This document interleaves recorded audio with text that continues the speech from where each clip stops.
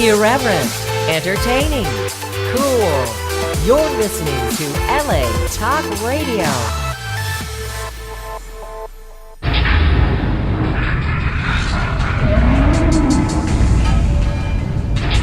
Powerhouse Paranormal Topics with the umpires of the unexplained Sheena metal. That's right. It's Haunted Playground right here on LA Talk Radio. For more info on the show, hauntedplayground.com, latalkradio.com. Don't forget to email me and let me know what you think of the show. If you're looking for me online on social media, it's so easy. I'm just at Sheena Metal everywhere. How easy is that? I'm also the founder of a movement of peace, love, kindness, and unity. We're at IamRaisingTheVibration.com and at raisingthevibration.org. And my spiritual practice is at IamRaisingYourVibration.com and at SheenaMetalSpiritual.com.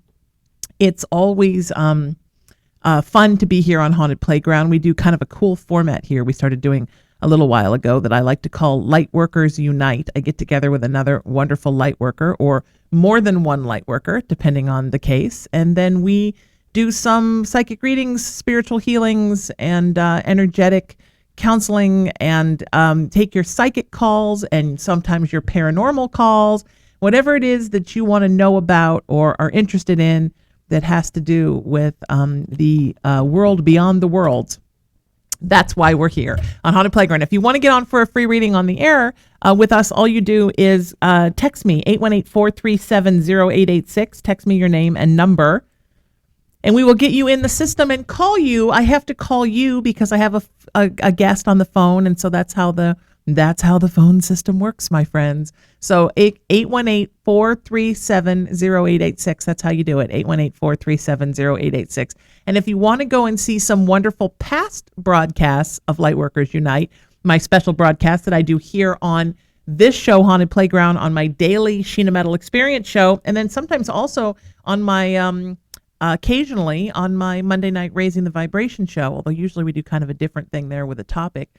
You can see them all by going to WeLightworkersUnite.com. That's WeLightworkersUnite.com. And while you're there, play around a little bit on my YouTube page. I would love that. There's some cool stuff there, some other crazy stuff that we do, and it's awesome. My guest for this show is one of my returning lightworkers, and I'm always thrilled to have her.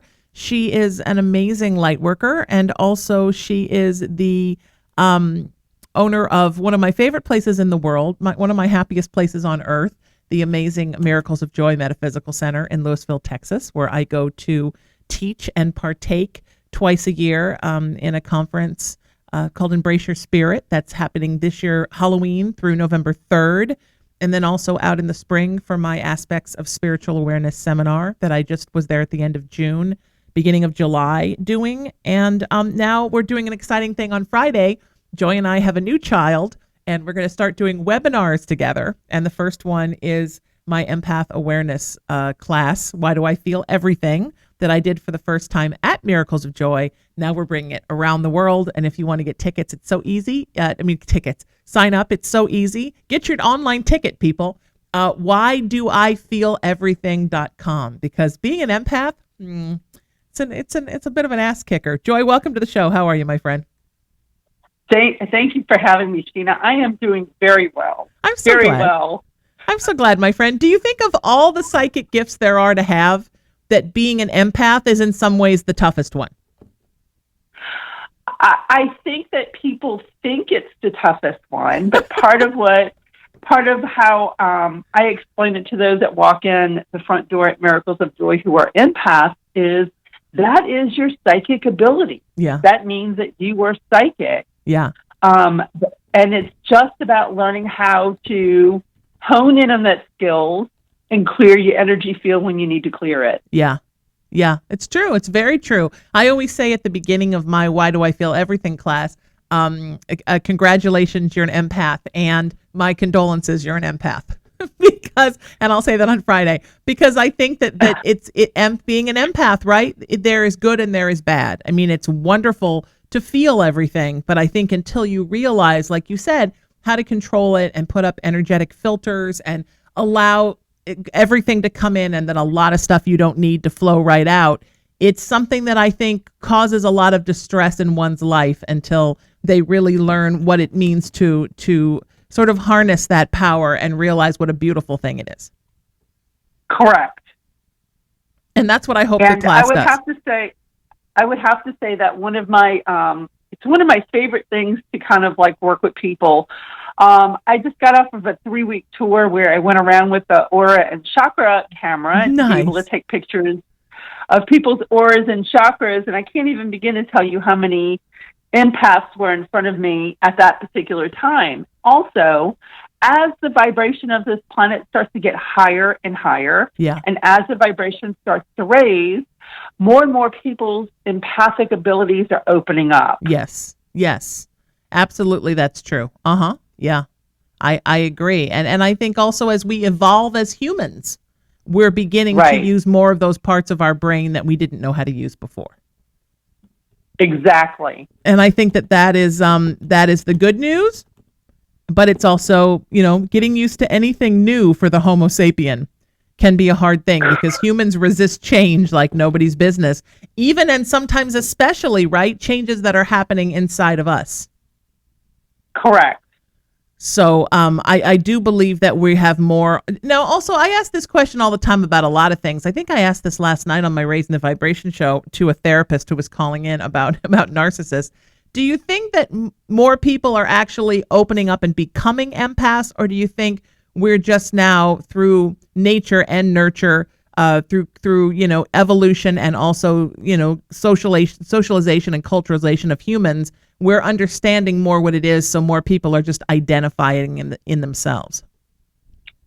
That's a hard one to answer. But when I turn around and I look at it, being an empath is our sixth sense. Yeah. So in essence, all of us have that sixth sense that we can turn around, plug into, and connect. And I think that we just didn't understand or haven't understood what that was. Yeah. I can remember growing up, or even in my past life in corporate America, being told that I had great women's intuition. Yeah. Well, what's that? I know. What women's makes it intuition. great women's intuition, or mother's instinct, or oh my God, the labels that we put on it. So awful. So misogynist and awful, right? Mother's instinct. Yeah. So strange. Yeah, but I can imagine. I can't believe that you worked in corporate America. Again, my condolences to you. That's a strange place for an empath to be, right? I mean, that's hard. Strange and great at the same time, Yeah. because part of it was I could intuitively know what direction we were supposed to move in on our project, or I can intuitively see the end results of what that project will look like. So in essence, I guess I embraced that aspect that I had. So it was kind of like a very useful tool to me in corporate America. Yeah, I'll tell you something. I never worked in corporate America, but I worked in corporate entertainment on a couple of different occasions. And I don't know if you know this, but I worked for many years, 7 years, on what was the Howard Stern affiliate here in Los Angeles. And it was all shock jocking, right? So I did a 4-hour show twice a week, and we probably would take maybe 70 calls in 4 hours. So we really moved through them. And I had no idea at the time I had gifts, right? I knew my mama had gifts, but I didn't think I had any gifts. So my job was to get somebody on the line, get them to tell me their story in a couple of sentences, do a summation of their story, and then make fun of it, say something funny, hang up, and go to the next one. And I was incredibly good at it. And I just thought that I was a great actor and I had a wonderful sense of humor and I could just be funny. It didn't really occur to me until I came to LA Talk Radio afterwards, and I started actually interviewing living human beings who started telling me, like, what did you just do to me? It's like you just pulled my story out of me. That I realized that was my intuitive and psychic gifts. I was actually, from a 2-sentence call, I was figuring out who this person was in a way where I could push all their buttons and then hang up on them. I don't know that it was the most caring, giving, and spiritually moral thing I ever did in my life, but it was I was good at it, and everybody would say, God, nobody can do that like you, and I'd be like, I know. How do I just figure out people's stuff? But a weird thing happened to me at the time after 7 years of that, and also not knowing I was a psychic, right, Joy? I would be sitting in a coffee shop with friends, and I'd be able to point out, like, that one's secretly gay. That one's not telling her husband she's having an affair. And my whole life became like profiling people because I had to do it for a living. So I started doing it in my private life. And when my last show ended there and I chose not to pursue another show there, I mean, I was tapped out because I started thinking of people as their isms, never even associating that I was an empath or that I was an intuitive or that I had any kind of psychic gifts. But I was exhausted. So now, as I've embraced my psychic life and really been open about it over the last 10 years or so, now I understand what it is so I can implement filters when I do it. But then I was just at my ass hanging, my psychic ass hanging out in the wind, like just profiling everybody. And that's a lot of information to take in about people, you know? It really is. The difference is, or at that time is, I didn't understand the tools to clear my energy field. Yeah, I didn't either. Everything just made me sad. Mm-hmm. That was a major thing, was learning how to clear my energy field. How I did it on my last stint in corporate America is, believe it or not, my house. And because I have the lake that's behind my house, it was just my way to be outside and just unplug with everything to be able to clear my energy field. But I didn't know anything about sage or sweetgrass or Palo Santo or any of those tools that people use today in order to clear their energy field. Sure. Yeah, absolutely. There's a lady that lives in your lake, and she's very seductive because I have to tell you, every time that I go and I stay at your place and I'm out there, first of all, it's everything I can do to pack up and leave. You guys are so lucky every time that I actually go, because I almost just lock myself inside my room with your cat and refuse to leave. There and then all the way home, all I think of is like, should I just go and buy a house next to Joy and just go live there? Like, could I just sell everything and get a house on a lake and just go be there? So, I mean, I do really think there is a seductiveness to that lake. I mean, even just, when we drive to Miracles of Joy from your house, I'm always asking all these dumb questions like, oh, look at the lake and there's a boat. And, I grew up on the Long Island Sound, then Lake Michigan, and then in Huntington Beach on the Pacific. So it's not like I've never been near water before. I have a house a quarter mile from the Pacific Ocean, but I'm so fascinated by the energy that comes up out of that damn lake. What is it? It is the Native American energy. Oh, my God. Because around Lake Louisville, believe it or not, there's a story. And, of course, the place that when we do the conference, Tierney's, the restaurant that we finish up at, there's a story there, too. This lake was where Bonnie and Clyde used to turn around and, I would say, come to. But you also have a lot of Native American energy because it was the water source for this area. And when I first bought this lot, I felt like I was at home. Yes. And of course, I have had neighbors show up at my store, and they're putting down, like, I will tell you, like, pounds of white sage, and they would turn around and look at them and go, "Not a problem." Yeah. Yes. Right. Yes. Yes.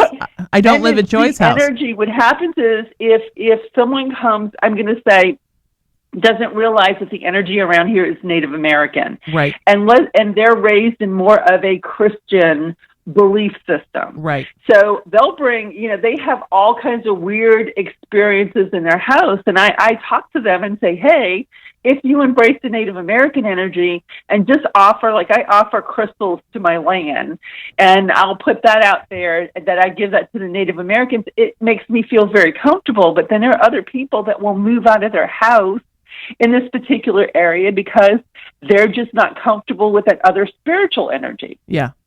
Yeah. Yeah, absolutely. And the native energy can work for you or it can work against you. My house in Huntington, I live between Sherman Oaks and the San Fernando Valley, and I inherited my mom's house at the beach.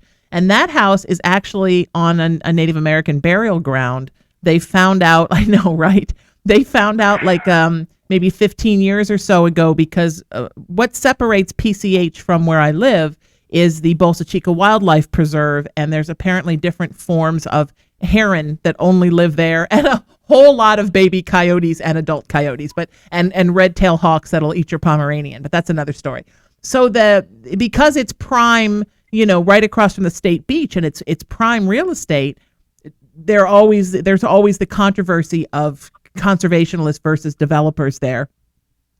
And one of the things that stopped there from ever being any development in the Bolsa Chica, which is sort of like it's a preserve, and it's also sort of like a back bay where the water from the ocean drifts back into it.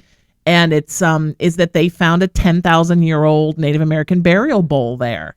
And then they were like, you know what? No, sorry, it's native land. We can't. So I have to tell you, it's a charged place.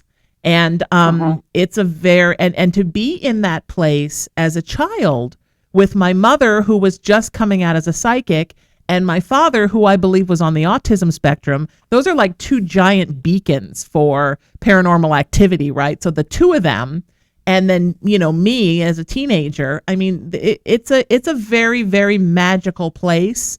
And I just can't quit it. Like everybody kept saying, why don't you just sell it? Just get rid of it. Sell it and buy something else. Sell it and buy a quadplex and live in one and rent 3. But it just, every time I go in the house and I'm like, house, it's like, don't you sell me. I'm like, okay, house, I won't sell you. So now I'm going to use it as a place where I can see clients and teach small workshops and maybe even, host some retreats in Huntington Beach where people can come and do a couple-day workshop with me and stay at the ocean. And I'm going to take the neighbors always complain because I don't cut the grass enough. So we're going to take out all the grass and put in rocks and then a giant Buddha and a giant Ganesh, and we'll see how they like that. So, it's just, I'm going to turn it into like the sanctuary that my mother always wanted to live in. Mm-hmm. But because the natives just won't let me quit it, Joy. I've tried. They just say no. And when the natives say no, the answer is no. Oh, and the next person will have issues. Right. Or the you didn't tell me this house was haunted. Yeah, I mean it's yeah, right. The natives will tell them, we don't want you to live here anymore. For whatever reason, the natives want us, and I'm not sure. Right. And I remember my mom saying, I'm going to get rid of this damn house. I'm going to move out. And then of course my father wouldn't move out because he was a Capricorn, and Capricorns like to stay where they are, Joy. So then after he died, she's like, I'm going to get out of this damn house. And then she never got out of the house. And then when she actually came and told me a couple of times after she died, I would walk in the house and see her in her office. And she was like, are you going to get rid of this house? And I would call my friends and say, I think Mom wants me to get rid of the house. They're like, I know, right? Because she was telling them too. But the house is like, no, you're staying. So I'm staying in the house. What can I say? Which is why I'm not selling the house and moving to your neighborhood and living next to you. So it's which is probably a good thing, because one day you'd be like, where's my cat? Where is my cat? And like, I don't know where he is. All right, we're going to take some calls. We've got Jaslyn up first. We've got people waiting to get on. So okay. So we're going to do this. And Joy and I are taking your calls. If you want to get on live with us, just send me a text message, 818-437-0886. That's 818-437-0886. And so we're going to add this call, and here we go. I always have to kind of talk it out loud to myself, Joy. I'm doing 15 things here at once. So we're just waiting for Jaslyn to come. And then if anybody, once again, if you want to sign up for the online webinar, whydoifeeleverything.com, go there and sign up. I would love it. Jaslyn, welcome to the show, my friend. How are you? Good. How are you? Wonderful. Nice to hear your voice. Say hi to Joy, and how may we help you? Hi. So I have a question. We are in this process of moving. We're moving on Friday, and all of a sudden another offer that we've looked at popped up. And we were like, wait, what's going on? So the house that we are going into, the person kind of, it's like teeter-tottering back and forth, but it was all of a sudden we got this other offer. And so we're like, what do we do? So my question is there something I'm not seeing in this process? There's something we're not aware of? Now, you got another offer on your house, or you found another place that you might want to go? we found another place that we That's might what I want to thought. go. That's what I thought that you meant came originally. available. Okay. I mean, Yeah. I mean, Joy, I'm going to let you handle this one. This is all you. I'm not going to jump in. My first question, because I don't want to get, are you under a contract right now? Yes. We signed a lease with the house that we're moving into. We're supposed to be moving into on Friday. Okay, so my question is, you're kind of legally obligated, correct? Correct. Okay, why don't you, if you had another offer that came up that you like the second offer better, I'm going to guess. Yes. Okay, so here's my recommendation to you. It almost looks like if you said the place you're moving into, she's teeter-tottering and not sure if she really wants to do that. I would find out if she will let you out of it, and if she will let you out of it without any legal issues or hassle, then take the second offer. Okay. Because it almost feels like for some reason it's not working out with the place you're supposed to be moving into, and this other offer comes out of the clear blue. That usually is, when I see those signs come my way, that's usually spirit trying to tell me something. Yeah. Okay. Does that make sense? Like Yes. you guys and angels are trying to lead you into another direction. So see how easy it is. If you pick up the phone and tell her that you want to go out of it, and she goes, fine, I'm going to let you out of it, and this other offer magically appears to me, that's Spirit Pan helping you out. Helping us out. Okay. Yeah, and this has been kind of this move with this house that you're locked into, it's been a little bit of a struggle the whole way, right? It's been an effort. Yes. And I just really believe that sometimes Spirit is trying to tell you, like Joy said, sometimes Spirit is trying to tell you, you know what? It's not supposed to be that hard. Not everything is supposed to be that hard. And sometimes when things are really, really difficult, it's because it's not supposed to be that difficult. And for whatever reason, Spirit sometimes throws something else in, like, hey, look at this, Yes. That's okay. I mean, I think that it's the universe giving you a way out in the most beautiful way. I think. Is that okay? You seem kind of not sure about that. No, I mean that's how we've been feeling the whole process. It's been a tug of war, and we've been trying to get here for such a long time, and to get here, and then we have the second option that came up, and we're like, that might be it. This might be the way out. Yeah. I mean, it's sometimes right when you think something's gonna, like I was telling the story earlier about the house and how I thought I was gonna have to quit my mom's house. And right when I got to the breaking point where I thought there's no way that I'm going to be able to, make up what I have to on this house, I got this letter that apparently my father, who died in 2012, and my mom was so diligent about all his insurance policies. Guess what? There was another one she didn't know about. And they just were closing out accounts and realized he was dead and nobody had ever collected that insurance. And they sent me an email, and 30 days later I had the money, and it took care of everything for the house. So sometimes Spirit steps in and says, I know you're struggling, but look at this easy thing that's easy. Look over here. And sometimes you just have to kind of look over there. Because I think, like Joy and I talked about earlier, and by that I mean mostly me, human beings are stubborn. And we get our mind set on something, and we can't get away from that thing, even if that thing is the best way to go. Okay. Does that make sense? It's scary, though, I know. Yes. I know it's scary. It's scary enough to do it one time. To think about switching to something else is terrifying. I totally get it, sweetheart. Okay. But you're going to be okay, and we're here for you. And we want to know how it works out.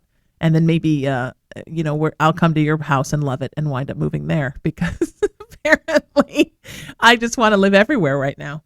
That's not really true. I never want to move, Joy. I don't ever want to live anywhere else. I'm a Southern California devotee. If you had told me this time last year that I was going to fall in love with the Dallas, Texas area, I would have been like, you're out of your mind. It's like the last place I would move. And I have to tell you, it's the Native Americans, and they live in all those lakes. I know. I can't. Now, have you spent a lot of time out on that water? I have. I walked back behind the properties. I've walked that line before, the lake line all the way back, and it's just amazing. It's almost like I said sort of my imaginary. I want to say my imaginary friends, but part of it is when I walk through two trees, it sometimes almost feels like I'm walking through different gateways. Yeah. Yes.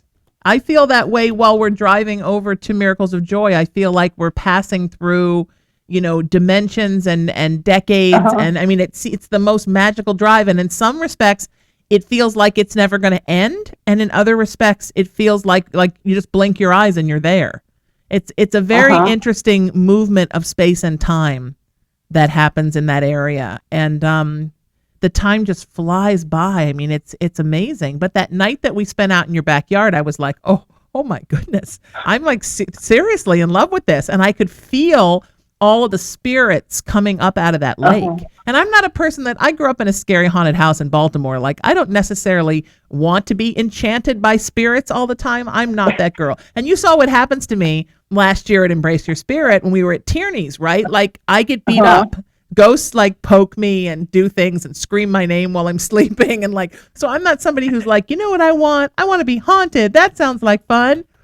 But man, I would go right into that lake and never come out and just wander into the lake. So I'm glad that there's a fence around your place so I can't just wander down there and never come out. Because let me tell you something. Well, right now I'm looking for another boat because I don't know if my dad's boat is going to actually float because it hasn't been in the water in like 10 years. Yeah. So I told my husband, I said, hey, I'm just going to probably sell it as is and go get another one so I could just push my little self out in the lake. Oh my God, that's fantastic. What kind of boat do you want to get? I just want a little one that'll get me, just a little bitty boat that'll get me out there where I can just, go putting around. I love that. That is fantastic. I think that's great. I think about it all the time because I live so close to the water.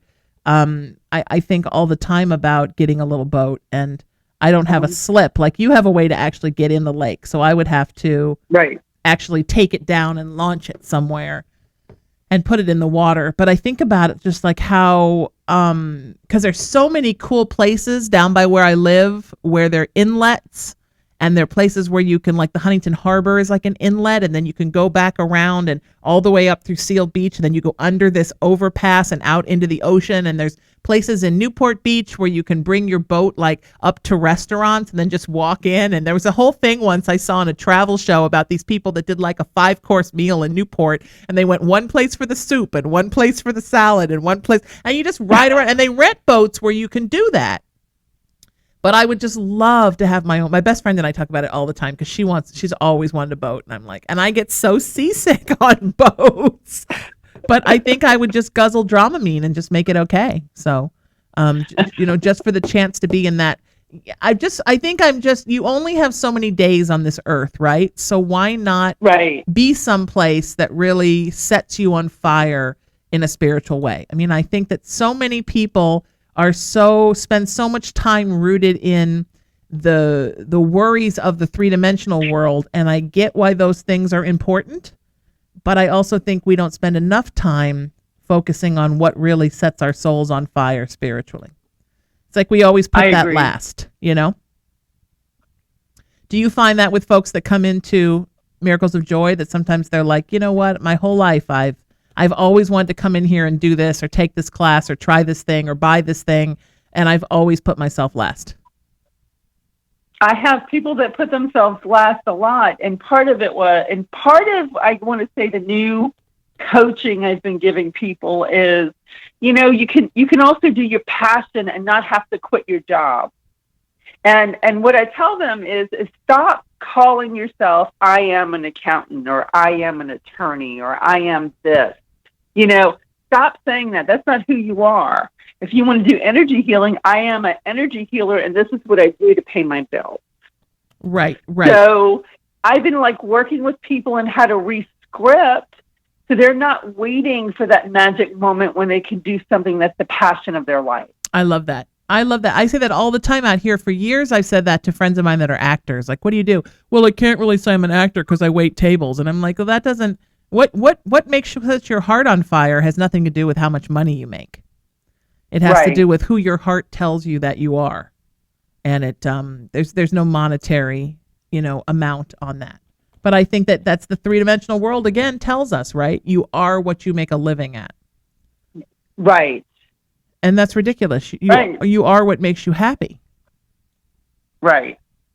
and what you make. And it's like, go ahead and take the classes. And if you want to develop your psychic abilities, or you want to be a Reiki energy healer, or you want to do energy healing, or you want to do coaching, or you want to do classes, do that as that's your passion. Do that. And it doesn't necessarily mean you have to quit your job and, put a shingle up and say, this is what it is that I do. You don't have to give up your lifestyle in order to do it. Do both of them at the same time. Absolutely. Yeah, absolutely. And enjoy them both, and they're both your life. That would be like if you said, Right. I'm a part-time grocery shopper. Well, I can't really say that I'm a psychic healer, because the truth is, Joy, I'm a part-time grocery shopper, and I also have a part-time job as a cat box cleaner, and I'm a toothbrusher. I mean, you can't take everything from your every thing that you consider the mundane real world tasks of your life and identify yourself that way. We all have to do stuff. We all got to pay the bills, pay taxes, brush our teeth, feed the cat. That's not who we are inside. That's just life maintenance, Although somewhere, just 5 minutes from here, sitting on my bed, there is a blue cat who is telling you energetically, yes, I am a full-time cat feeder, and that is my quest, and that is my job, and a part-time cat box cleaner. And she would like you to know that I'm not very good at the cat box cleaning job, and I should get better at it. But I don't think I'm a full-time cat feeder and petter, but she thinks I should be. So, all right. So we're going to get Nicole on the line with us. If you want to get on for a reading with Joy and me, it's so easy. You just go to 818-437-0886. That's my cell. I'm holding it up. This is my temporary cell because mine's in the hospital because it went swimming. I didn't go swimming, but it did, Joy. Nobody's going to have your number, any of your information but me. It's going right into my phone, and we will get you on right now. And this is going to be fun. We'll get Nicole on, and then we're rocking and rolling here, my friends. Nope, that's not right. Okay, hang on, my friends. Have to make sure I did this right. Putting people in the system. So, Joy, tell me about your trip and where you were and how much fun it was. I went to New Orleans. I went to Houston. I went to Spring, Austin, and finished up in Roswell, New Mexico. Awesome. So it was a lot of fun. I met so many people. I worked out of some shops. I met some really amazing people.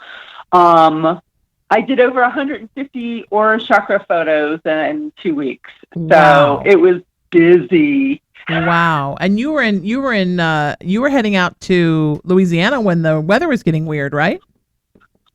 Yes, I actually spent 2 days in Natchitoches, Louisiana, waiting for the hurricane to decide what direction it wanted to go, and it wanted to come right towards me. Oh my God, that's hysterical. Yes, and did it? Did you have to run away from it?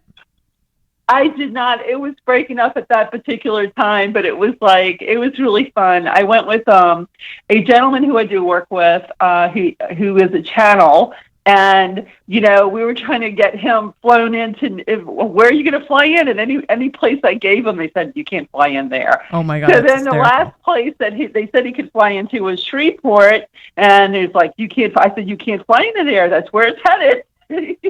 So he eventually flew into New Orleans so we could begin this tour. So it was a lot. It was really a lot of fun. That's awesome. Is it? I mean, you grew up in that area, so is it still scare you when the hurricanes are coming?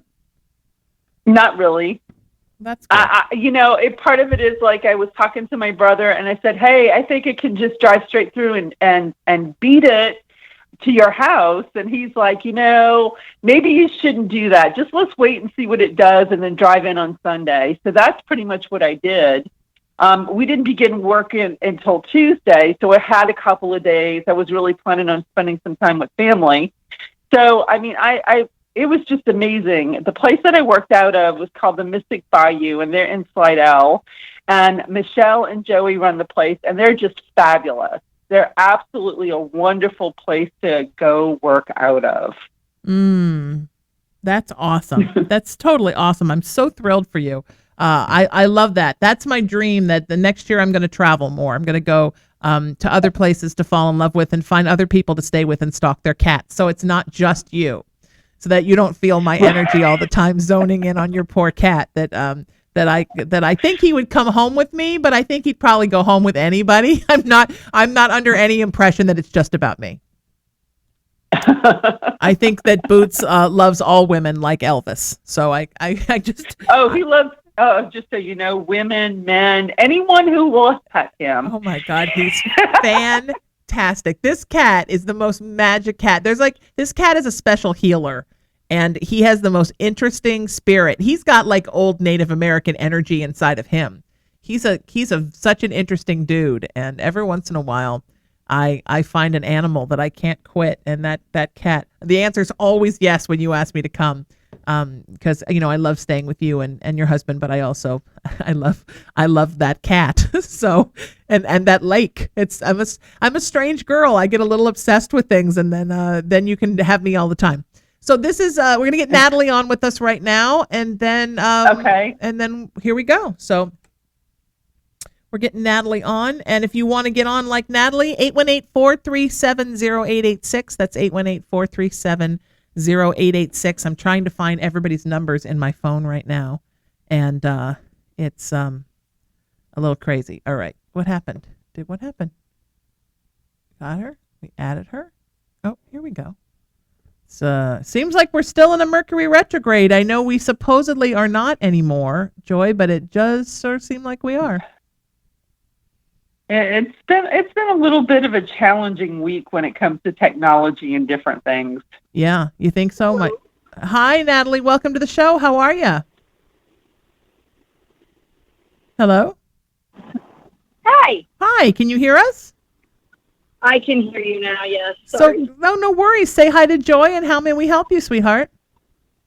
Hi, Joy. Well, I kind of wanted to get a feel for what's going on with my business. I have a private practice, and things have been kind of up and down, and I've been contemplating possibly just shutting it down and going back into the actual workforce, or whether I should just stick it out a little longer and things will pick back up.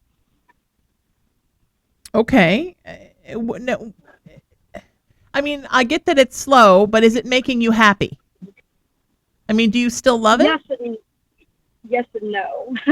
Okay. I mean, I do love helping people. I'm a speech pathologist, and so my field is communication. And I do love practice, and I like being a business owner. It's just that the stress of dealing with the business and the monotony of having to do everything, because some changes have come down such that not only do I have to see 35 to 40 visits a week, but I have to do all of the supervision, all of the billing, all of the reconciliation, everything basically. And I can't afford to hire on another therapist to see the visits that I see. So it's overwhelming. And it's gotten to a point where I don't really like what I'm doing anymore, simply because it's become monotonous to me. So but right now it's the primary source of income for my family. And we're not making a bad living. It's just,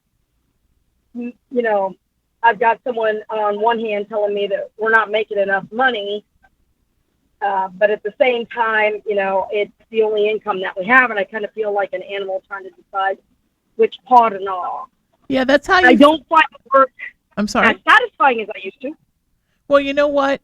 You just feel like you're burnt out, sweetheart. You feel like I see you sort of like caught in a web of kelp.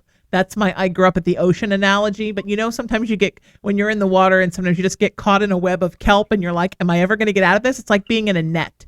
And that's I think that's kind of how you feel, that there's so much pressure on you to continue to do this for family, and to continue to do this for, to feel like you're doing something and you're productive. And the idea of letting go of your own practice is is a blow to your ego on a 3-dimensional level, but there's so much pressure, and you've just about gone as far as you can go, as far as how many woman hours you can put into something and not completely burn yourself out.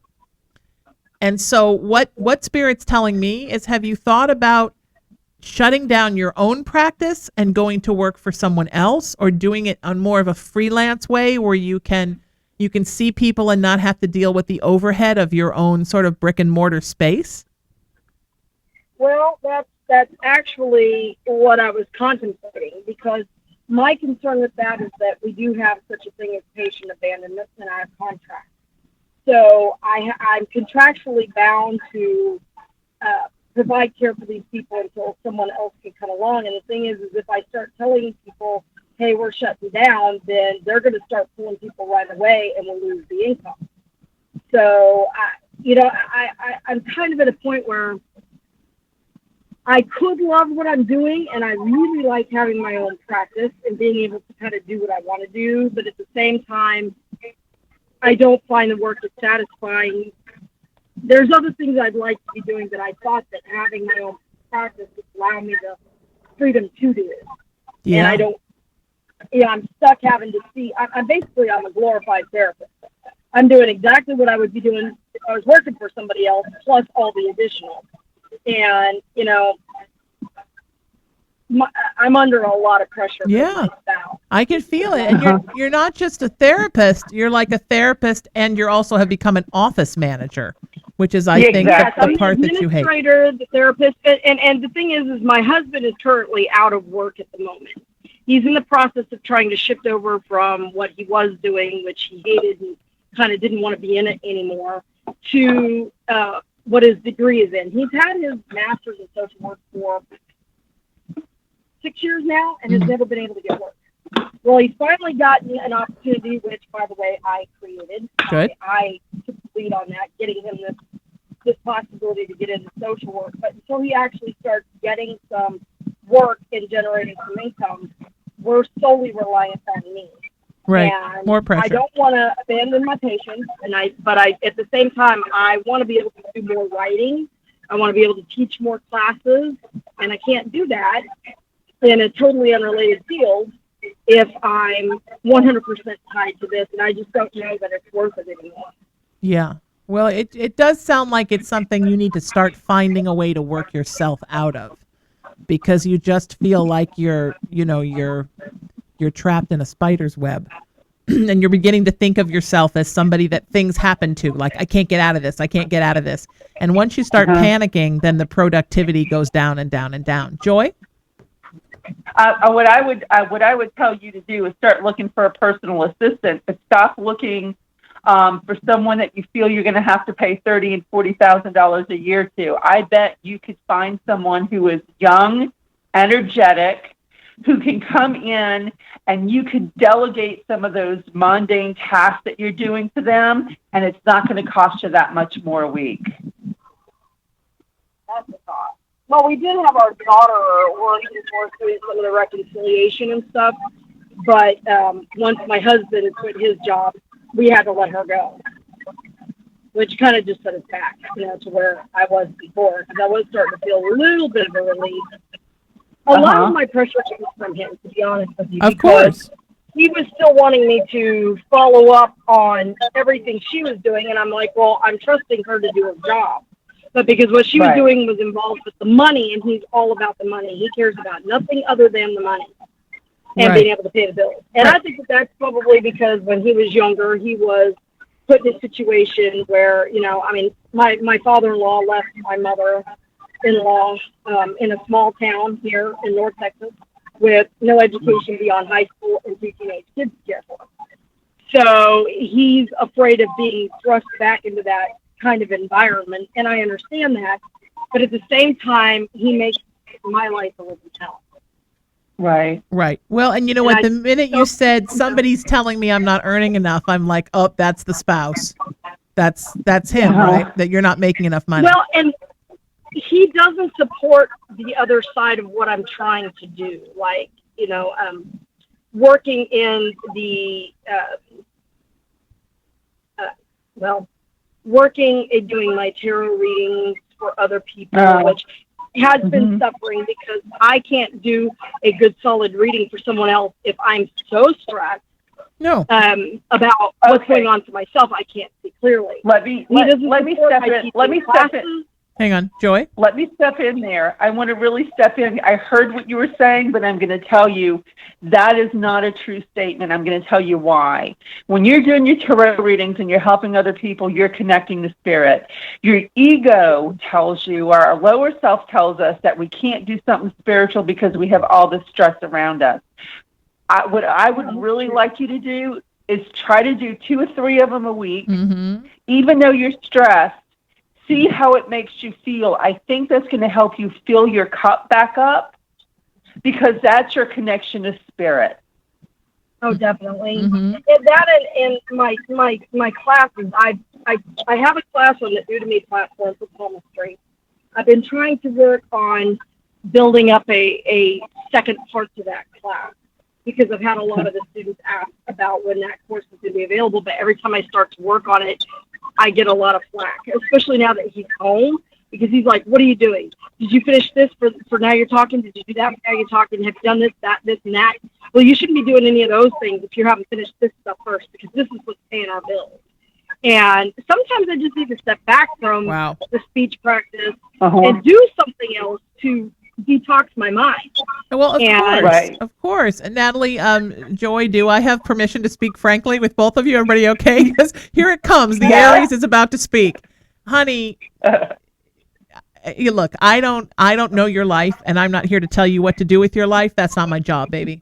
But somebody who's refusing to work and bring in income is not the person who's allowed to say where the income comes from or how much income someone else is making when they're the one not bringing anything in.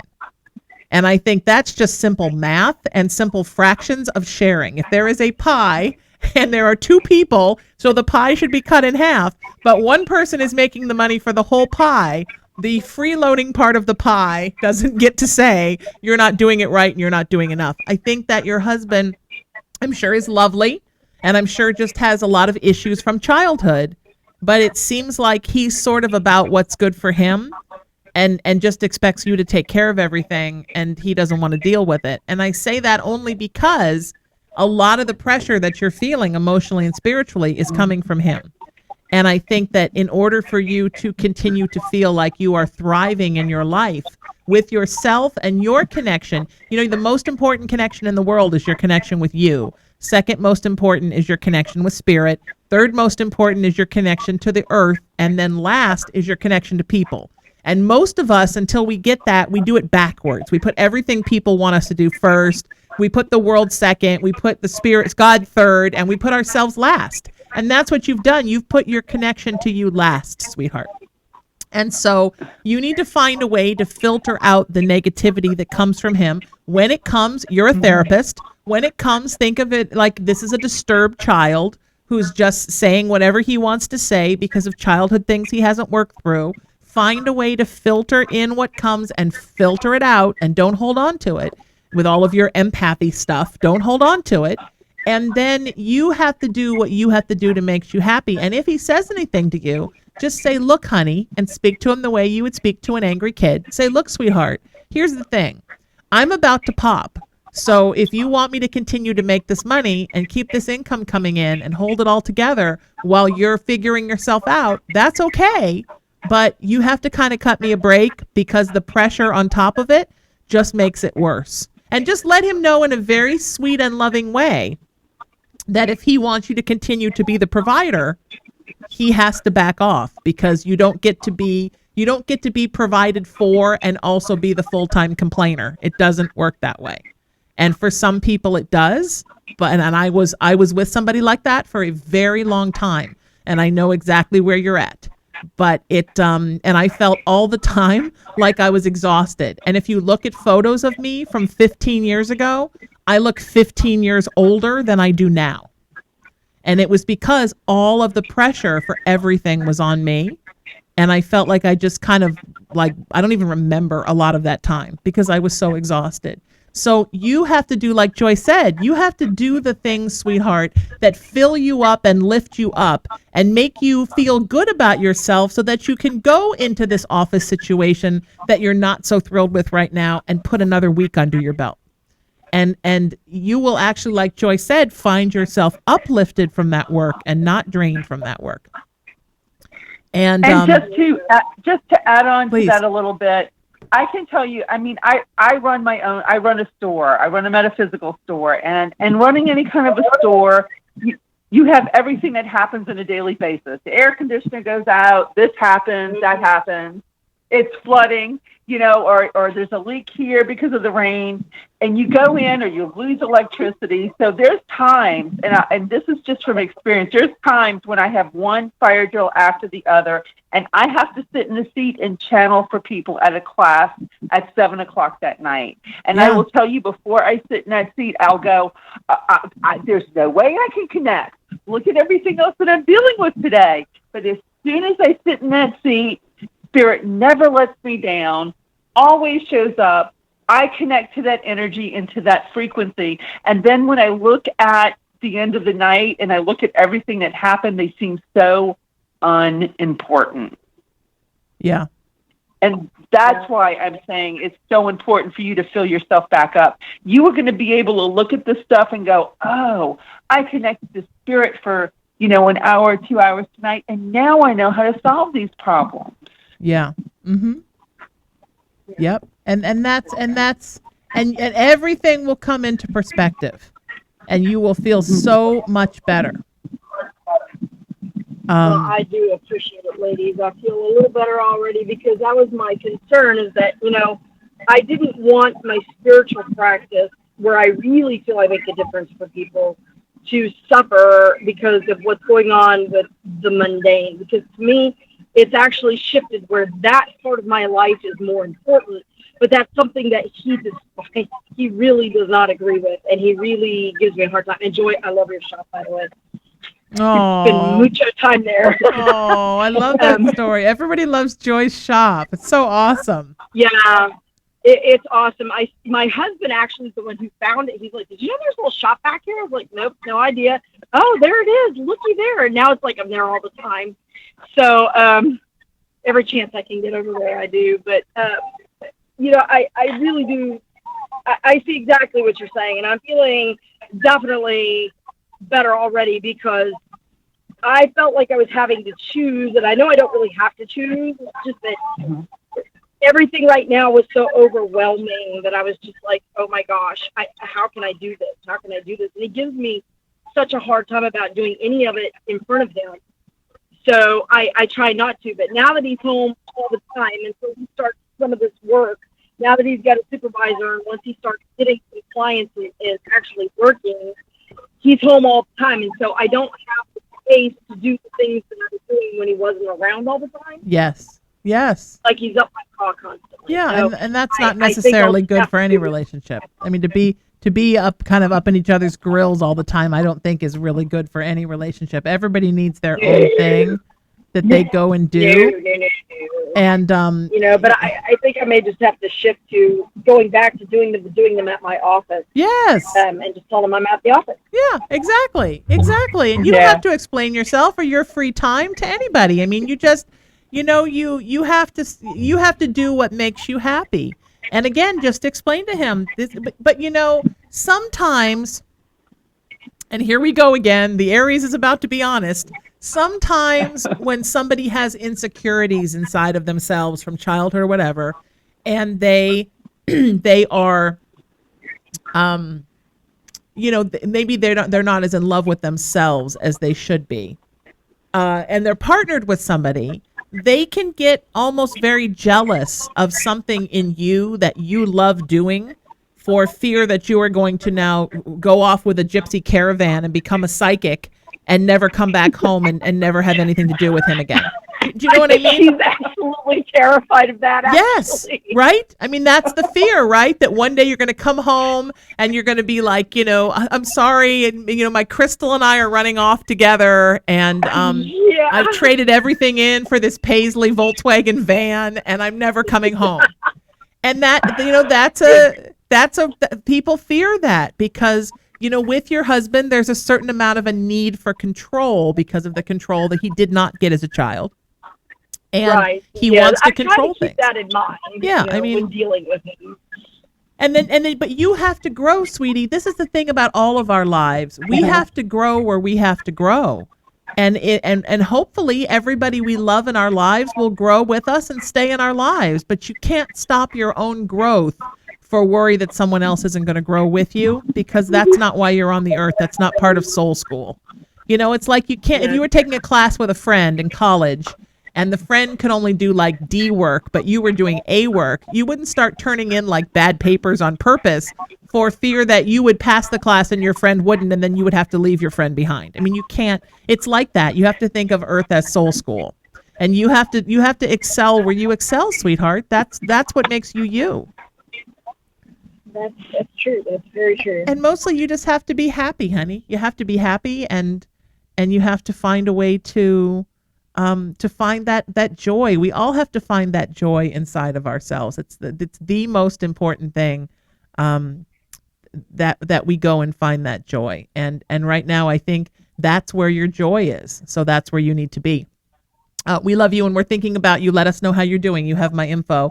And speaking of joy, I have Joy on the phone with me right now. And if you want to get on the air with us, 818-437-0886. That's 818-437-0886. Did I do an okay job, Joy, of I think it's I think if she needs to stop by the store, if she needs anyone to talk to, she's always welcome to do that. Yeah, I love that. Yes.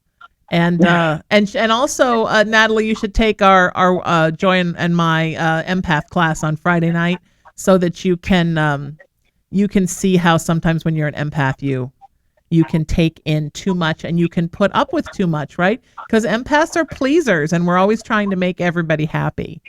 Joy, were you ever like that? Have you been the person that has really sacrificed yourself to make someone else happy? Yes. Okay.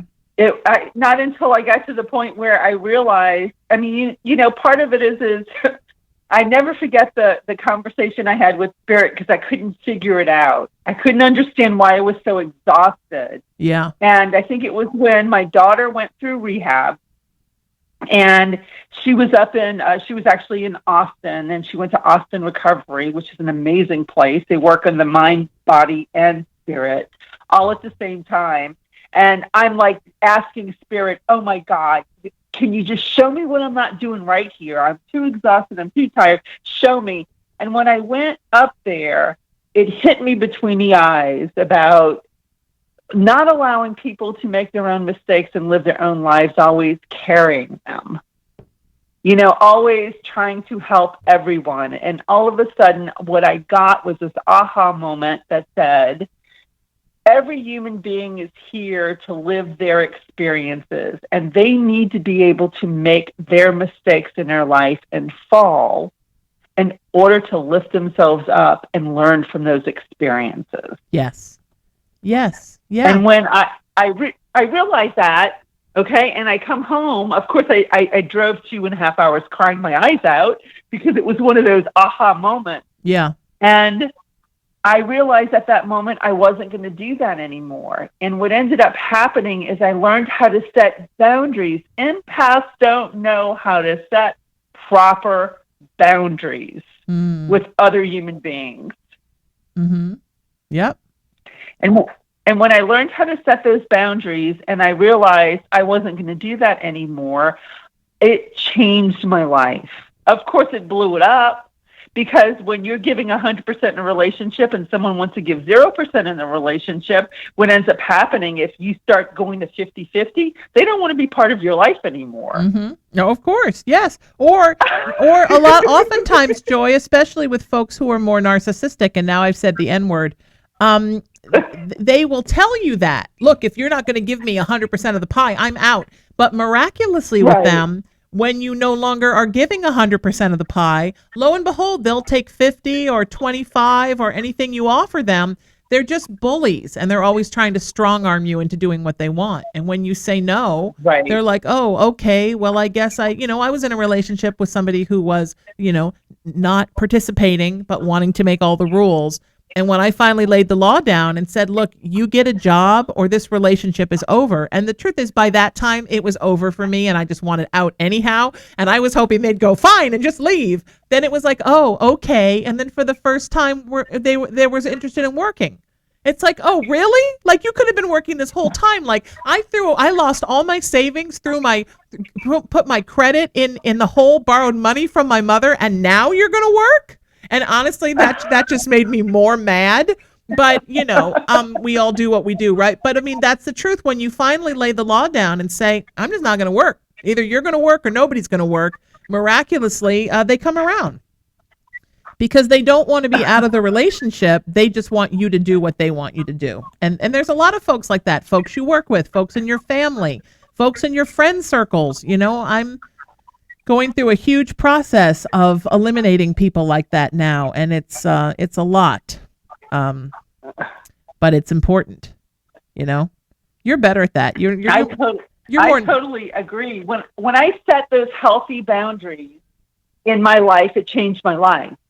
And what I mean by change, all of a sudden, it's just like I look in the mirror like a year later, and all of a sudden it was like I still have people walk in and say, oh my God, you look so much younger, or you age backwards, and you haven't aged at all. And part of it is I realized it was because I wanted to help people so badly that I was like kind of dragging them along. And I'm like, I don't do that anymore. I allow everyone to experience life the way that they want to experience it. I will give anyone guidance, but I'm not invested in whether they take it or not. Right. And that is so important. And I'm we have fellow light worker friends that we both know, right?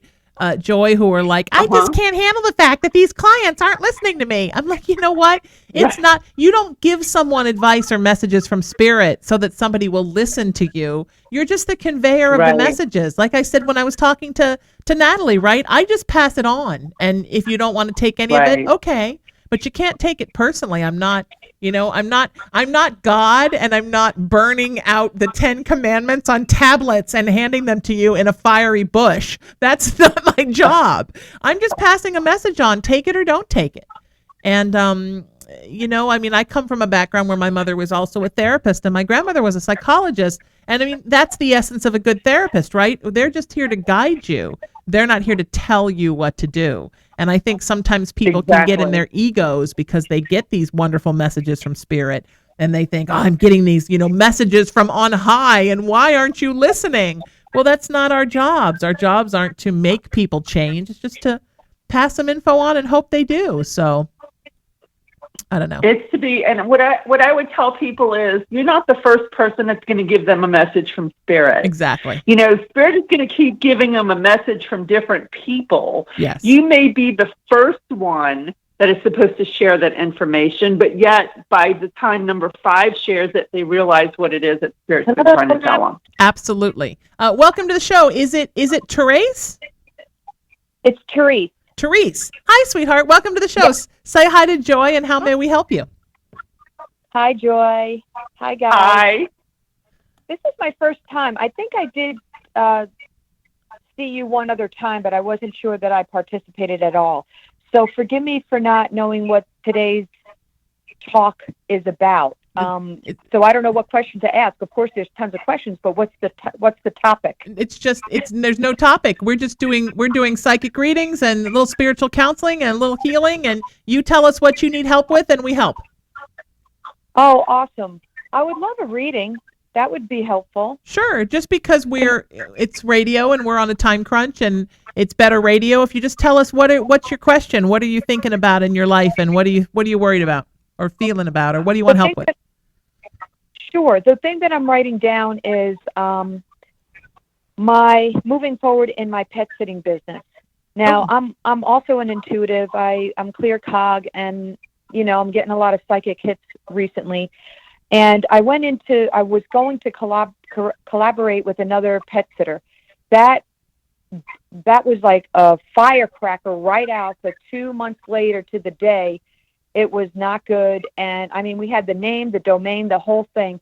And 2 months to the day, it was over. So that that forced me to think about, well, hey, what does Spirit want me to do? Is it time for me to step up and expand my pet sitting business? And then I thought about changing the name. So I was really hurt by how everything happened. And she continued with the domain name, and half of that was my name in there. So it was kind of like hurtful, but I had to let that go. And as that chatter was going through my mind one night, I got a word, I got a name, and then I second guessed: is this from Spirit or is this random? But I really believe it was Spirit, because I wasn't thinking of anything else but that other name. But as I'm saying it, it's not flowing. And then I'm bringing it towards, my other friends, just ask them, hey, what do you think about this? And they're shooting it down, but it's coming back around again. And I'm saying, if it's from Spirit, it has to be. And so my original name is Auntie T's Here Pet Sitting Service. And I thought about going with heart and soul, because that's what I do. I love, It's beautiful. I put my heart and soul. Mhm. Yeah. And I'm studying animal communication, so I'm very intuitive. Spirit told me to call it Sixth Sense. Sixth Sense. I like it. And that would be intuitive pet sitting. I haven't seen anybody have that around here, and that's really what I do. But it's not flowing off my tongue, and do I need to sit with that a lot longer? Is that it? Just go for it. And then one thing, if I do go that route, yes, I'm intuitive. I'm an animal communicator. However, if I need pet sit assistance, they may not be. So I don't want it to be, oh, we thought we were getting this and we're getting that. If I need to have a pet sit assistant, step in. Well, but it can be, so it sits like SITS and then sense? Sit sense? It's the number 6 TH sense. Oh, so it's Sixth Sense. like ESP back in the day, right? Oh, okay. I thought it was Sits Sense, like pet sitting. Okay. Oh. So, I'm just gonna say something really quick, and then I'm gonna throw it to Joy because I feel like I'm talking too much. You can't. Okay, first of all, I think one of the reasons that you're having trouble sitting with a name is that there's still a part of you that's invested in what happened with the old situation, and there's still some hurt there. And I understand that, Right. but let me tell you, there is a gigantic bazooka-sized bullet that you dodged by not working with that person. And Universe is I know screaming that like, now. don't you love how we stepped in and saved you from that horror? As Universe often will cockily laugh, like, look at what we saved you from. This nightmare. See how we love you? So there's that. Yes. The second thing is that you have to organically be who you are. And who you are is you're a pet sitter and a pet lover, also an animal communicator, and also somebody who is a psychic and is a light worker. So you can't change who you are, worried that if you hire in help, they might not believe what you believe, or you just can't live like that. We can't always try to make everybody happy. And I understand your journey because I made a big switch 3 years ago from focusing on entertainment to being a person who also works in entertainment that focuses on my spiritual world and life. And there were times when I was switching people over to my spiritual mailing list and I'm like, what is this person going to think? And then Universe was like, no fear. If they have a problem with it, they can tell you, and then they're not your people anymore. But you can't live in fear of what might happen with other people and what might they think, Joy? True. Okay, so I'm going to step in, and here's what I'm going to tell you. I love the new name. And part of it is that you say, oh, well, what if it scares people? And they say, well, why would you name it Sixth Sense? Well, because I have an intuitive knowledge that I can actually communicate with your animals. Yeah. Everyone wants someone that can communicate with their animals, that they're going to leave them with. Yeah, exactly. And also you can say, look, it's a great because look at what a sixth sense dogs have and cats have. You know what I mean? You're just making it about what the essence of an animal is. We're the only animal that's too lame to figure out who we really are, Oh, that's funny. Yeah. So just focus on that. Say, look, nobody has more sixth sense than my dog. and Uh-huh. and just Right. where are you located in the country? I'm in Asheville, North Carolina. Okay, all right. So you're in a place where you have to worry a little bit about saying this is what I am.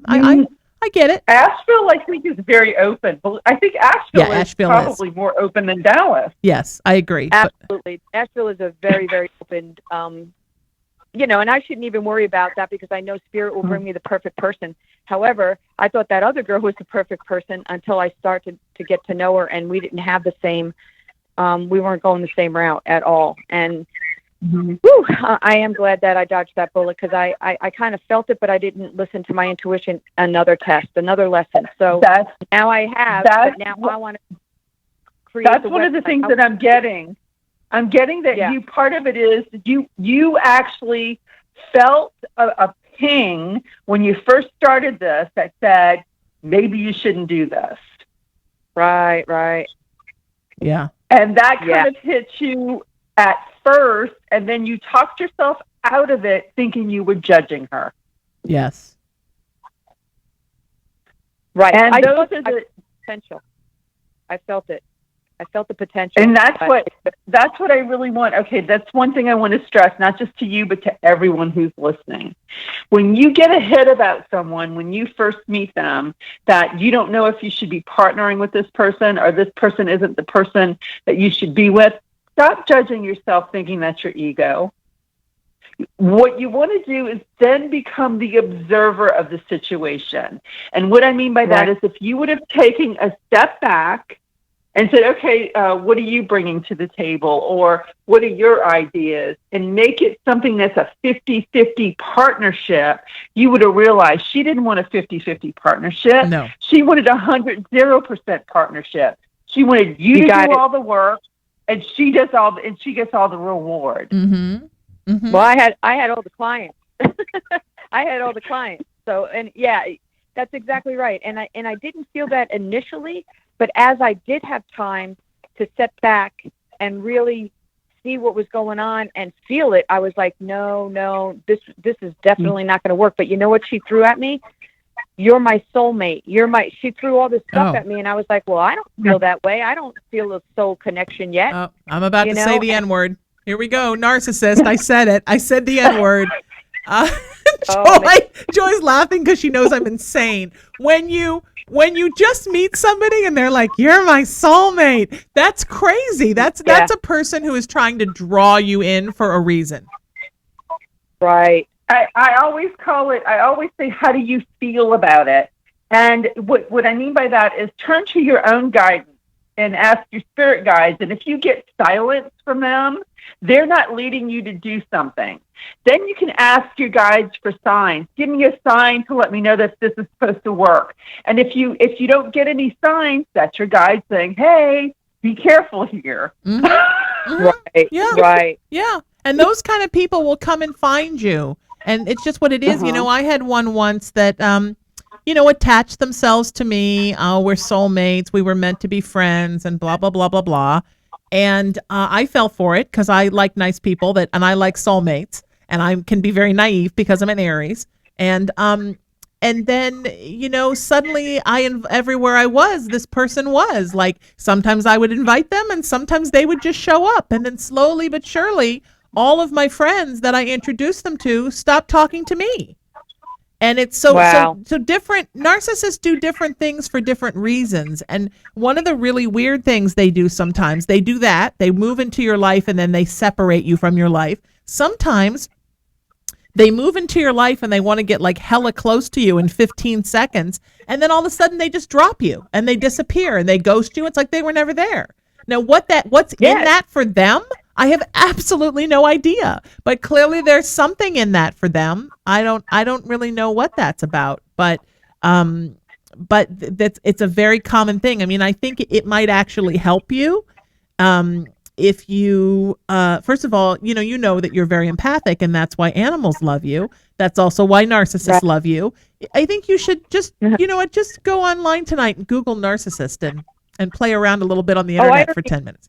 I already know about that. I'm helping a friend out who's trying to get rid of the narcissist, so I already know about that. Well, that's what she's surrounded by them. Yeah. Right, and that's what this person was to you. I mean, come on. We're soulmates. I mean, did not hello, I don't believe even that. hardly Yeah. know you. And they always want to get into Yeah. business with you or get into some project or force you into a relationship or something where then you can't get away from them. And then either they stay and suck out your soul, 1 pound at a time, or they just disappear and they're off and they're on to like tell someone else they're their soulmate. I don't understand any of it, but it is what it is. Wow. And especially those of us that are empathic, we need to be extra careful of them. Right, exactly. Always listen to your intuition. Always, always, always. Always, always, always listen to your intuition. Yeah. Yeah. And All right, I'm going with and Asheville is a beautiful place. And I think if I went there to visit you, then I might be like, man, I'm moving to Asheville. And then Joy would get a break. Thank you, sweetheart. Thank you for being wonderful. And we're thinking about you. And please let us know how it goes with your business. And I want to hear all about it when the time comes and you're ready to go. And I think we agree. We love the name. And I think you should just put everything together, my friend. Put all parts of your life in one basket. It feels really great when you do. I know for me, it made all the difference in my life when I put all parts of my life in one basket. It's hard to have the parts of your life in different baskets, Joy. It is.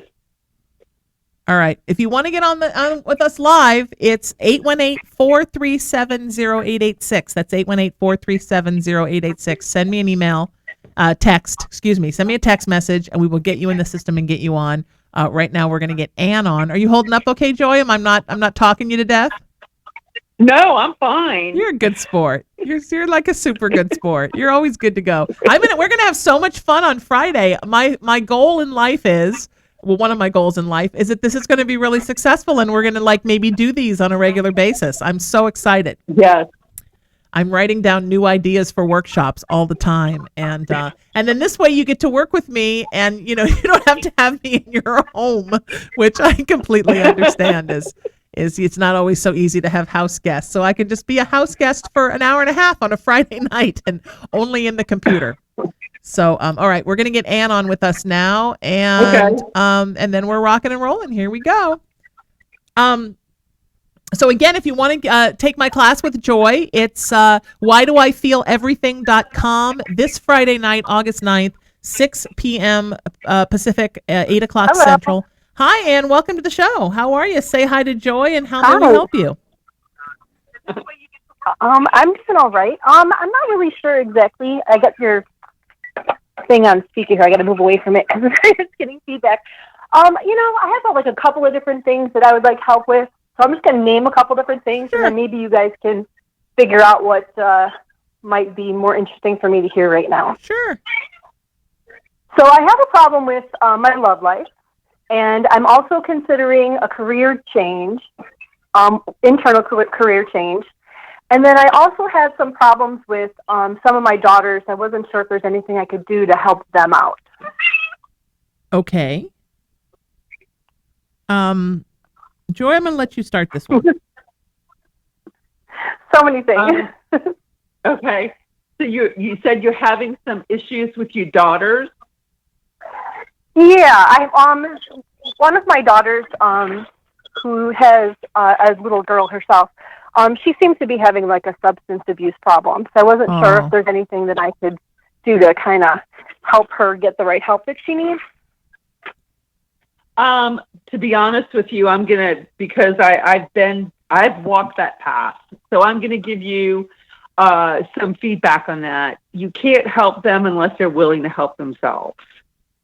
And it has to get to the point where they come to you and say, I can't deal with this anymore. I need help. And until they actually hit that point, there's not a whole bunch that you could do for them. So I'm going to tell you what I decided to do is I turned it over to Archangel Michael. Beautiful. And I literally said, turn it over to you, Archangel Michael. I can't do anything at this point. I'm counting on you to do what you can do in order to help her till when she will come to me and tell me what it is that she needs. And she did. And when she did, it was just remarkable. But the whole time, I kind of unhinged. I'm an empath, and I want to fix everything. That's what I want to do, fix everyone. Mm-hmm. And I had to actually take a step back and say, I turn it over to you, Michael. You need to fix this for me. and just follow that guidance that you receive at that point. If you turn it over and all of a sudden she comes to you and says, I need help, that's your step that you can step in at that point and get them the help that they need at that juncture. As far as the internal job that you're talking about, it feels that feels really good. It feels like you're ready for a change, and that's going to be a good move for you. Oh, okay. Yeah, it just like popped up last week, and it's something new, so I was waiting to talk to the recruiter to see if it's something I'd be good at, but it did seem to fit my personality and my skill set, so I was kind of excited about it. But, you know, changing your career, especially in today's job climate, isn't really the safest bet, so I wasn't sure if it would be more detrimental for me to leave the comfort of the job that I have now for the risk. It feels like you're ready for a change. Yeah. I agree. It feels like that you're really bored with what it is that you're doing now. Mm-hmm. Yeah, kind of. I've been there 7 years doing the same thing. Yeah. Yeah. I mean, it does seem like it just seems all around, sweetheart, that you're looking for something in your life to sort of set you on fire. Passionately, in a good way, not in a bad way. In a good way, that you're sort of, you've got a little bit of the blahs for yourself. Yeah, and that you're right about that.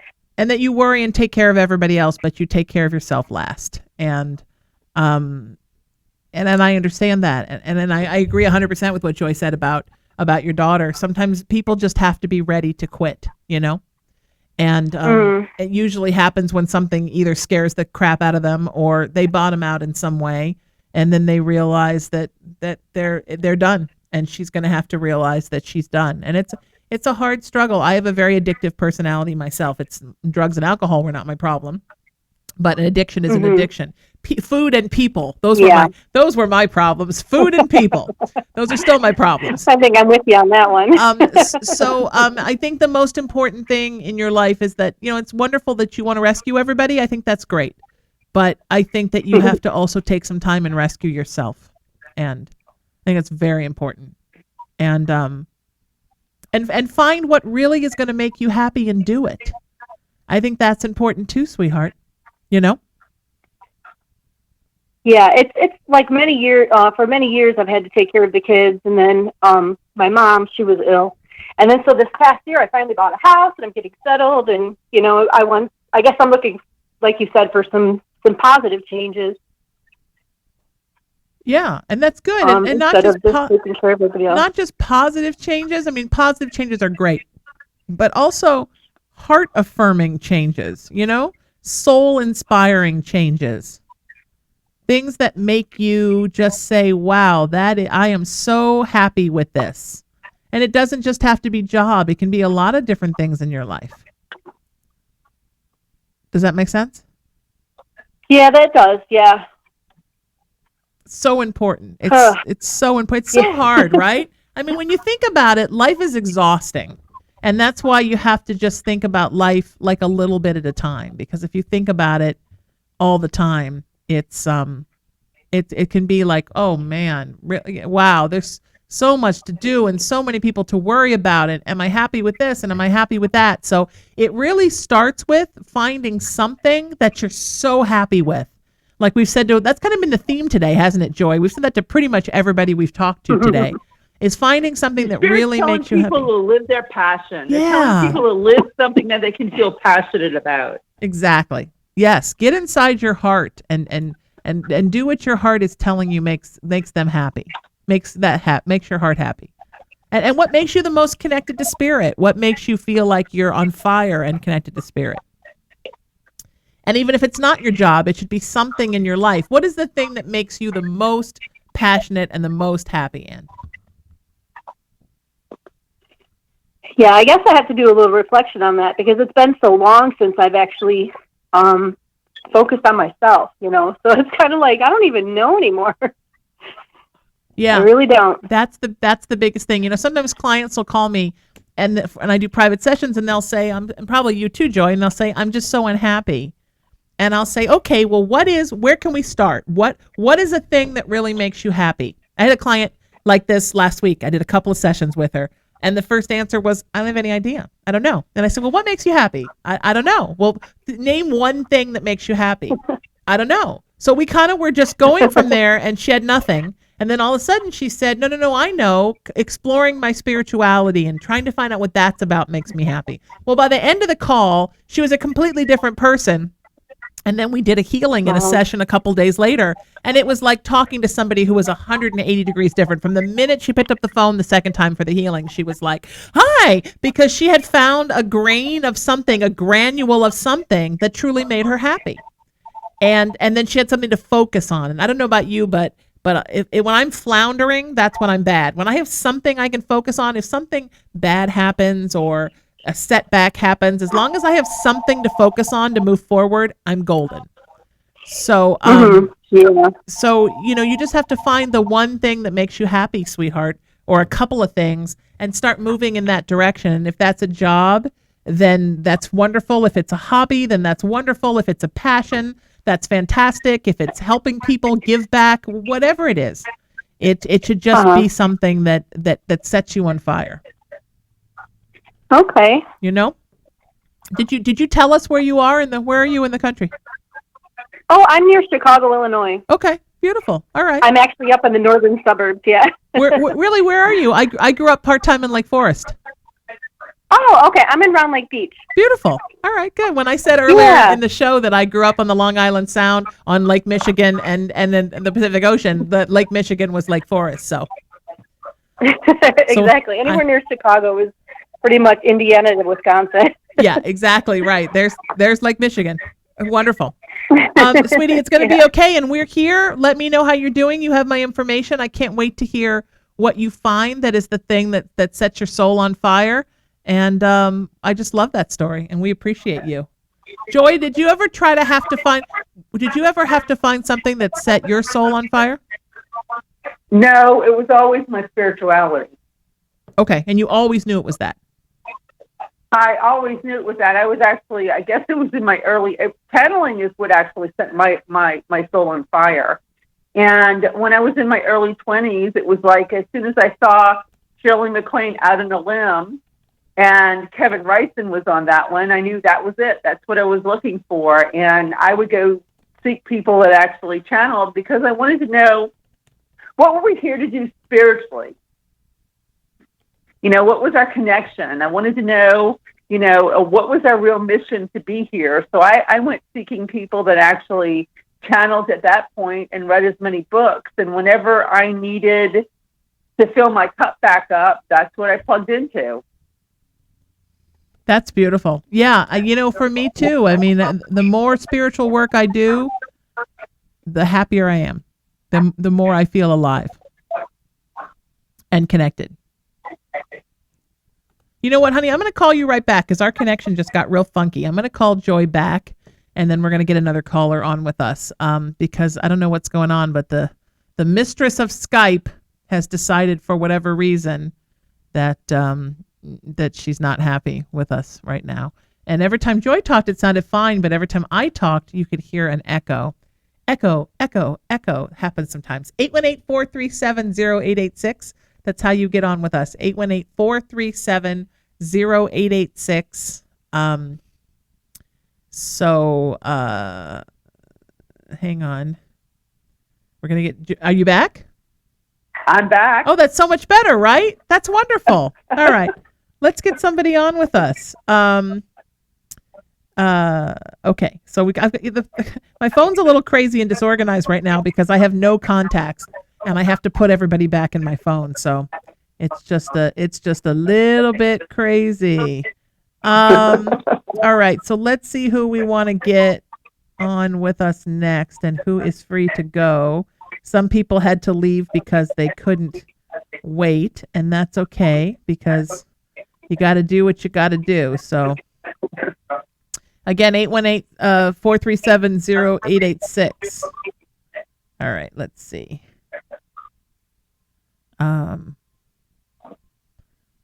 So Joy, what's happening this week aside from our class at Miracles of Joy? We have our psychic fair this weekend at Fun. Miracles of Joy. Fun. So we'll have something like 16 different readers and healers on each day. So we're excited about that. It's usually our busiest time of the month. Wow. That's beautiful. That's wonderful. And then what are the psychic fairs like? Well, folks come in. Our readings are half price. They're usually $25 for 25 minutes. So they're at like 50% off of what they usually are in the store. And what ends up happening is people come in and sign up with different readers, and they just sit down and get their readings. And the back room will have something like 12 to 13 different readers, and the healers will be in the side rooms. So they can do anything from Reiki energy healing to Theta energy healing to tarot, psychic medium, all kinds of different readers. That's fantastic. I love that story. That's wonderful. I want to be there sometime and take part in one of those. I think that would be fun if outsiders are allowed, if non-Texans are allowed to participate. I do something up here. I work on Sundays at a place in Long Beach. There's a really kind of groovy, beachy part of Long Beach called Belmont Shores. And I work at a metaphysical center called Z Fabrique, and I do Sundays there. And I got the gig because I wandered in there one day to buy crystals, and I chatted up somebody behind the counter who then became a good friend, and then invited me to one Thursday a month. They do a round robin, and it's like that. We do 10 each. It's like 10 psychics. We each take 10 people, and there's 10 rounds in a night. And it's so much fun. And then I did that for a while, and then one of the psychics was moving to Memphis, and she offered me her Sunday afternoon. So that's how I got that gig. It's all about sharing and family, right? I just hang around, Joy, apparently, until somebody just offers me something. That just seems to be my life. All right, we're gonna get Tanya on the phone with us right now. And then why is this not doing this? There we go. Now it is. All right, there we go. And meanwhile, everybody is now calling for readings. Tonya, are you with us? Nope, not yet. Okay. Hello, beautiful. Welcome to the show, my friend. How are you? Say hello to Joy, and how may we help you? Oh, well, hello. It's a beautiful day, and my name is Tanya, and I'm calling San Diego, California. Beautiful. So I'm just a little down from you. Beautiful. And I would like to, I don't know, do you have anything positive or good news to say? I think it's funny, Therese was talking about her pet sickness earlier, and I'm actually trying to, right now, my Yelp page is on fire. I'm getting stupid questions, but I'm getting landing businesses and our new clients, and I just want to continue this new wave of shedding everything I don't need and gaining now, have all this room for what can I be receiving? Please share with me. Sure. That's all right, Joy. I'm going to let you go because I've been talking a lot, and then I'm gonna burst in like the Aries I am and talk more.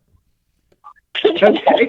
So I didn't actually hear the question. It kind of broke up there. Oh, I'm so sorry. I'm just looking for, I don't know, can you share some positivity with me? I've had a lot of negative go on. My friend passed away. He killed himself. The woman that I love doesn't want to love me back. I'd rather be alone. So I'm just, whatever, let it all go. And I got new things to change. So what's coming at me? Can you share something? What can I be prepared for? What, can you give me some wisdom so I can study, or what can I get ready? I'm ready to transform. So the first thing that I'm going to share with you, Tanya, is part of that when we have our whole life kind of get, I want to say, uprooted, and we have all these what we consider negative things that are happening to us. Usually, that's just spirit cleaning house for us. Yep. And it's about making you stronger to be able to take on what's coming your way. Mm-hmm. And what that means is, I feel like what is happening now on the planet as a whole is we're learning how to walk in chaos and maintain our peace. Does that make sense when I put it that way? Absolutely. So part of it is, it's like when we learn how to still have our inner peace, no matter what's happening around us, we can kind of look at what we're going through and become more of an observer rather than plugging into it from an energetic perspective. The other thing that I would like to tell you is it feels like your business is getting ready to expand. Yeah. I think that 2020 is going to be a really big year for you. So it's more about clearing some of the things that need to be cleared, so you have you're going to be able to focus and take on more and be able to handle more. Well, yeah, basically you clean house and get rid of the garbage, and then it makes more room. So now you have 2 rooms, and now you can go out and rejuvenate, and, Yeah. You have to think of it like that, sweetheart, because you have to stay positive. The beautiful thing about you is that you stay positive, honey. That's what's good about you. That's what others love about you. I'm sorry that your friend chose to go home. A lot of people are choosing to go home right now. It's a hard time. I know it's not just him, and unfortunately it's sad, but I wish we could educate people, because that's not the answer either, but it was my choice. But, I'm a fighter, so I want to live on in his honor and say, look, Good for you. Good for you. And I'm sorry that your heart is broken in love, but like Joy was saying, and I'll say it in a very gentle way, sometimes that spirit jumping in and saying this was not the person for you. And I know that's hard when you love someone to hear that, but I think in time you will realize that it probably would not have been overall a wonderful thing, because when someone's not ready to give, it's like when someone tries to tell you who they are, believe them. That quote from Maya Angelou. When somebody's trying to tell you, I don't want this, I'm not ready, or I'm not feeling like I can be in something right now, they're telling you the truth, and you have to thank them for that, because the alternative is that they would get pushed into something that they weren't ready for, and then it would be really uncomfortable for everyone. Well, I understand she's not ready to walk off the steps, and that's okay. I'm ready to jump in the water and jump on the ship and go cross country. You know what I mean? I mean, that's right. A figurative of speech, but Well, sure. Yeah, right, exactly. And you just have to sometimes just see how it works out. I'm trying to look at all of the positive aspect instead of the negative. I'm not trying to focus on the pain. I'm looking at, okay, embrace it. Now, how to react and what can I do to make myself better? Because now I know I'm going to be deserving of something better, because I'm letting go of something that wasn't necessary. Yeah, exactly. Well, part of it is it's not that you have to do anything to be better. You just haven't met the person that accepts you as you are. Yeah. Uh-huh. And I know I'm a unique individual. Correct. Yeah. But there's going to be someone that's going to walk into your life that's going to love that aspect of you. Yes. So don't change who you are. No, never.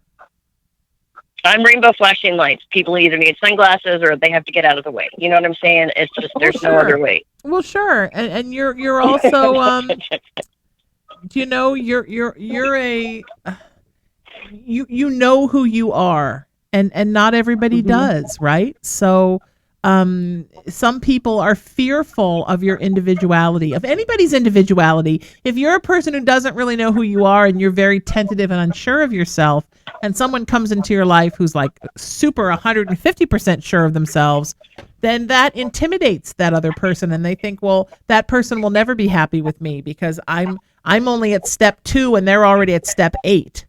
And sometimes their reticence to be with you is a good thing, because it is hard sometimes when someone's at step 2 and someone's at step 8, and you're always turning around and trying to pull someone up. And that's what would have happened in this situation, and you wouldn't have been able to really soar.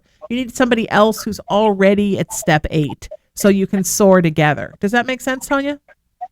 Absolutely, absolutely. All right, good. I hope we told you something good and made you feel good, sweetheart, because that's my reason for living right now. It's just to make people feel good and love people and heal people. And I am going to be back tonight on the Sheena Metal Experience, because it's Psychic Tuesday, doing readings, healings, and spiritual counseling with my wonderful friend Belle Salisbury from Belle Esprit Magazine and the Psychic Lighthouse at 5 o'clock Pacific time.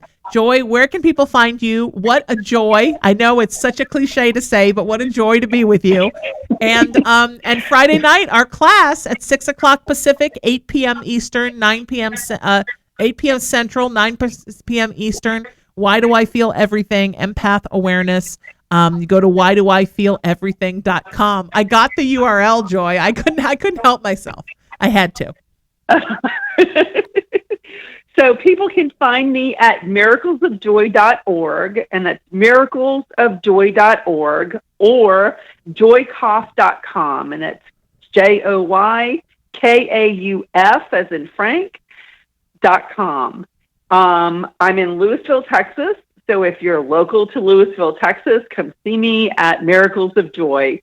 And we're located at 701 South Old Orchard Road, Suite C in Louisville, Texas. And it's such a beautiful shop. And I will be out there with Joy, Patty Negri, Shauna Grace, who are both part of my Lightworkers crew, and Merle Singer. And we will be out there for Embrace Your Spirit this year. It has a special name, Joy, this year. What is it? Is it like something ghost, and I can't remember off the top of my head. Is it psychics and witches and spirits? Oh my, is that it? It's psychics and ghosts. Oh my! I thought it had witches in there somewhere. I don't know. I don't think it does. I think it's psychics and ghosts. Oh my! And part of it is we're doing it over Halloween, and we have all kinds of special events that are going on. We have the We have a seance that's going to happen on Halloween night. We have a ghost tour that we're going to be doing on Saturday night. We have all kinds of workshops that whole weekend. So it's going to be an awesome weekend event.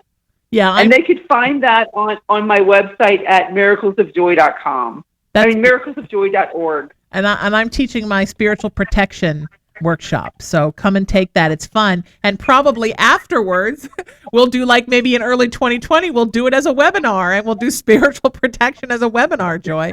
I'm looking it up right now because it's so funny when Patty's here with me, and Patty will be here with me on Lightworkers next Tuesday at 5. We sit here and we try to figure out the name, and it's pretty hysterical how we sit and laugh and we try to figure out what it is. Is it under featured events? Is it on the calendar already? It is under featured events. Oh, psychics, mediums, and ghosts. Oh my, that's what it is. Oh my. Okay, so Patty and I throw different names around, and then we just start laughing, and then we can't do anything but giggle. Joy, you're an absolute wonderful, lovely Joy, my friend. It's so wonderful to have you here. And I will see you in October, and I will see you online on Friday night. Everybody come out and take our class. If you are an empath or you suspect you might be, whydoifeeleverything.com. It's only $20. It's an hour and a half. We'll probably run a little long because we'll do questions. You can ask questions in the chat. If you're not available at 6 o'clock Pacific on Friday, August 9th, you can take the class at any time. You can sign up for the class and watch it at any time. And it is going to be fantastic fun. And I have a brand new background I'm going to be showing off because Joy has a schwanky background and I've never had one. So she's inspired me to get one. If you're looking for me, SheenaMetalExperience.com. That's my daily show here where we're doing readings at 5 o'clock today. My psychic practice is at IamRaisingYourVibration.com. SheenaMetalSpiritual.com. I'm available for private sessions. Email me, Sheena at IamRaisingYourVibration.com, and text me, 818-437-0886. You can find all these broadcasts at WeLikeWorkersUnite.com. My movement of peace, love, kindness, and unity is at IamRaisingTheVibration.com and at RaisingTheVibration.org. That's our nonprofit hub. Everywhere on social media, I'm just at Sheena Metal. I think I'm the only one. And also this show at hauntedplayground.com and at latalkradio.com. And then, of course, at 7 o'clock tonight, my brand new show, Shameless Feminine Speaks with Rebecca Haywood over in the video studio yonder. And then after that, I'll be home on my bed doing a little Haunted Playground After Dark and doing even more readings. Readings all day, my friends. 6 hours of readings, 7 hours of spiritual radio today. You don't want to miss it. It's Haunted Playground every Tuesday from 12 to 2 p.m. Pacific. It's readings, it's healings, it's spiritual counseling, it's psychic stuff, it's paranormal stuff. Tune in and raise the vibration. I love you all. See you next week.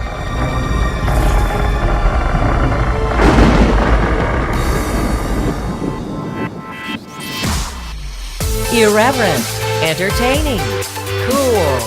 You're listening to LA Talk Radio.